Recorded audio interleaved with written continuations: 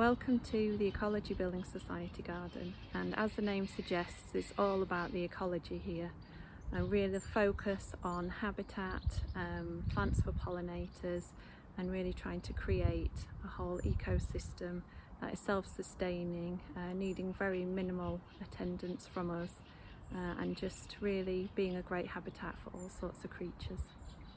These digitalis ferruginea are real spires for the bees to enjoy, real skyscrapers of pollen and nectar.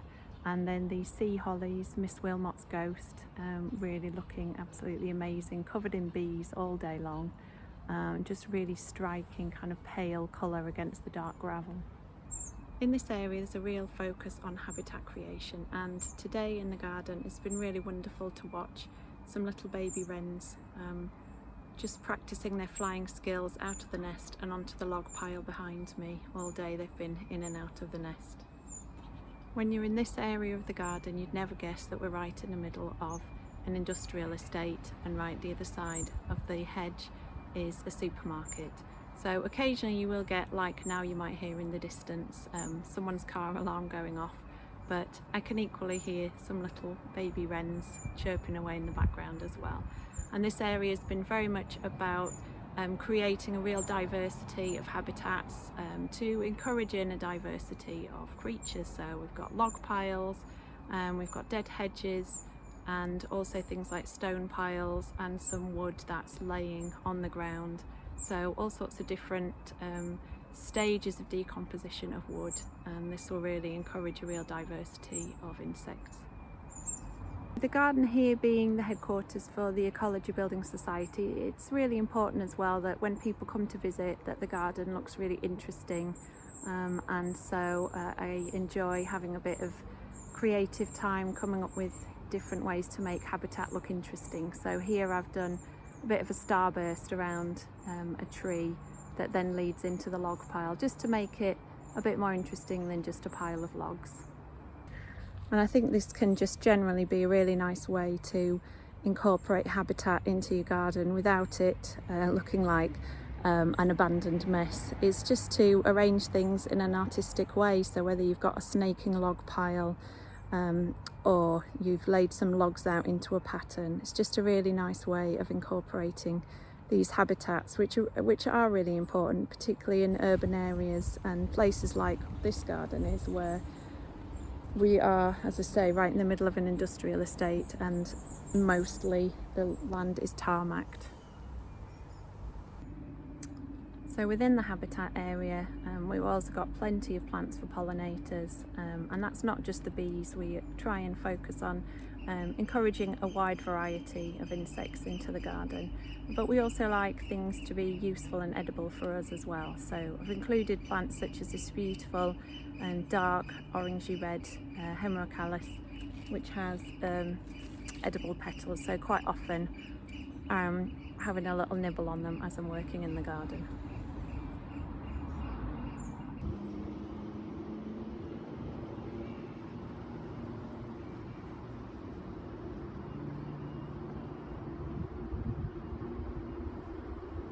One area of the garden that I developed fairly recently is this area of perennial vegetables. So there are a few areas where we have mown grass, but I've tried to reduce the mown grass to as little as possible.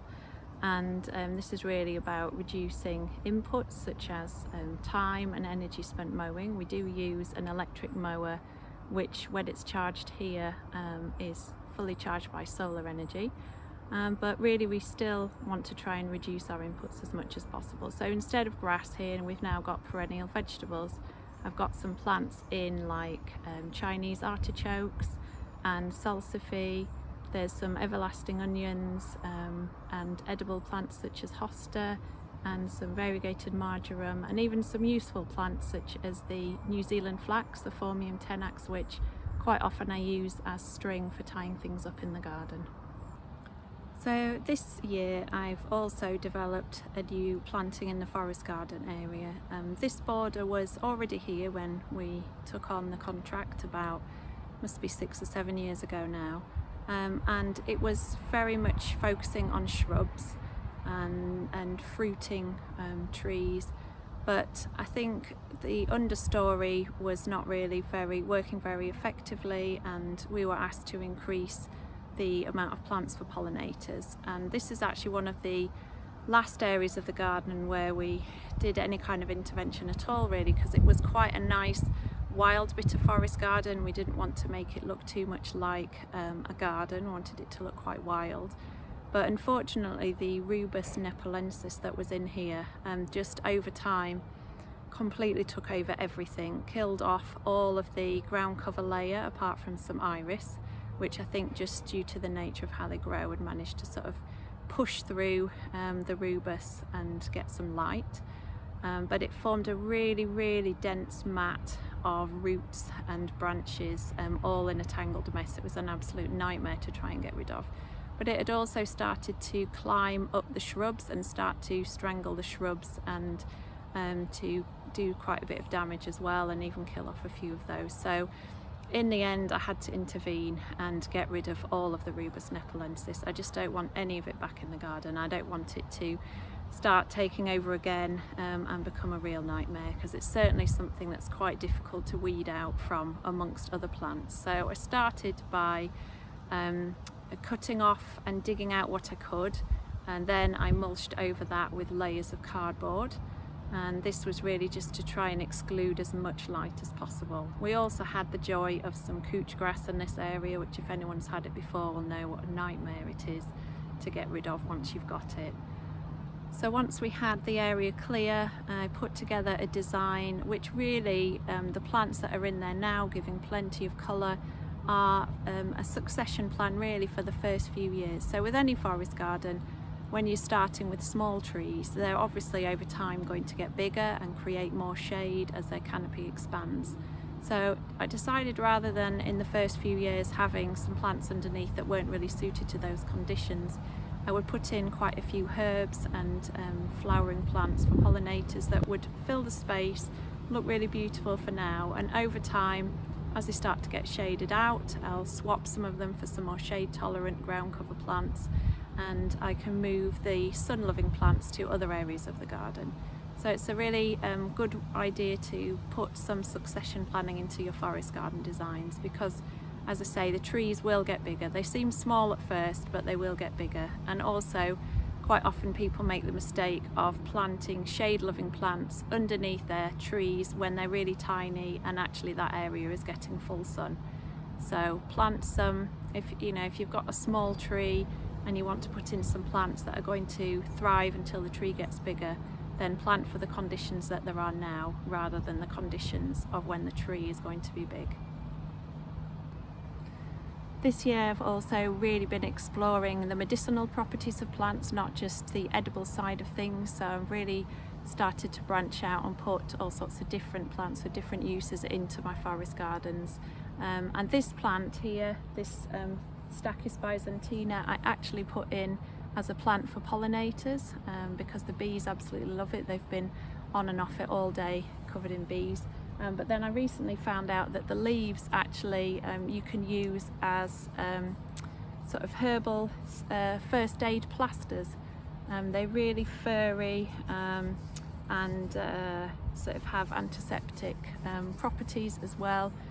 So you can either use them fresh, or apparently you can also dry them out and then re-wet them with some warm water to rehydrate them, and then put them on wounds, and it really helps. They're very absorbent and also have healing properties. So that's something definitely that I'm going to be trying. I'm going to be picking some leaves and drying them and putting them into my herbal first aid kit, which I've been developing this year. So I think it's a really good idea that even plants where you think you know what their uses are, to do a bit of research, have a little look into any other uses they might have, whether it might be medicinal, or also included some dye plants in here such as goldenrod and woad and madder. And I'm going to be, even though most people use those for dyeing fabrics, I'm actually really wanting to experiment with using them as making watercolour paints for some of the sketches that I do for my designs. There are some areas too with some more traditional vegetables, and we've got kale, tomatoes and beetroot and leeks in this bed, and these are the staff beds here. So There is a green team here at Ecology Building Society, and they come and do some gardening, and they plant seeds, harvest the plants, and the staff share some of the vegetables. And this is a really nice way to encourage people to grow together, so some people who are new to growing can be helped by some people who've been doing it for a little while.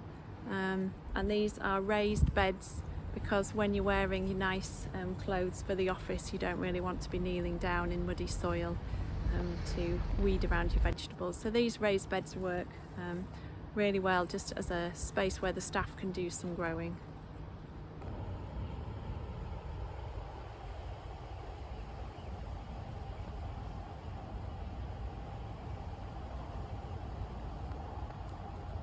When I was younger, I grew up in the Yorkshire Dales, where we were lucky enough to have meadows absolutely full of wildflowers of all kinds, and this was one of the things that really started my interest in plants. I used to go out, pick flowers, find out names, write poems about them, and I still absolutely love this kind of real wild space where nature takes over, things self-seed around, plants fight it out.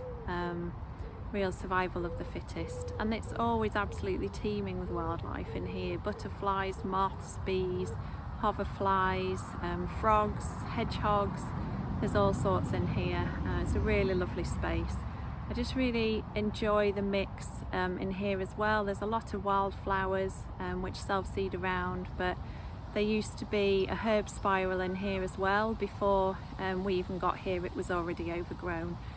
But some of the herbs from there have escaped into this meadow as well, so it's a bit of a mix with some tansy and soapwort, red vein dock, even some roses. There's all sorts in here, so it's sort of a really interesting mix of both wildflowers and some garden escapees. It's been really challenging filming today. My microphone wasn't working, so I've had to go without it, and it means all the background noises are even more of a nuisance, so I've just had to stop filming because an ice cream van went past playing very loud music. But it still just shows what an important space this is for nature and wildlife, and also for the people that work here, just to step out of the office and be in this lovely green space that feels really wild and just really helps to kind of lower your blood pressure and is really good for your mental health. Behind this shipping container building, when they'd finished the landscaping, there was just this little area and we weren't sure what to do with it. So we created a stone pile spiral. It's quite hard to say, a stone pile spiral. And here I used some stone that was lying around when they'd finished the building, and every time I find some rocks around the garden, I come and add them to this pile. So a little bit like a cairn when you go on a walk and you put a little stone on when you get to the top. So it's a bit like that.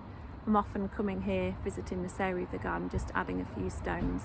And it's a really nice way to add a different kind of habitat from the log pile, and also to make sure that you're not having any waste from finding stones around the garden. People take them to the tip or even throw them in the bin, but here we use them to create more habitat. Just to finish off the tour, at the end of the garden we have a really wild bit of woodland, and here we very much leave it to itself. There's a mixture of silver birch and some sycamore, willow, few hazel as well, and it's just really nice to leave this place really to look after itself. So we only work on the trees just to make them safe, make sure no branches fall on anyone as they're walking through, leave the ivy to grow up the trees where we can. We have a great tree surgeon who is really focusing on the ecology of woodland, so only does work that is absolutely necessary. We leave, where safe, we leave dead wood standing, because this is a really valuable habitat for all sorts of creatures. And even where we have to chop down trees that are dead and it's not safe to leave them standing, we leave the wood on the ground in piles, so that this can rot down naturally and become habitat for all sorts of things.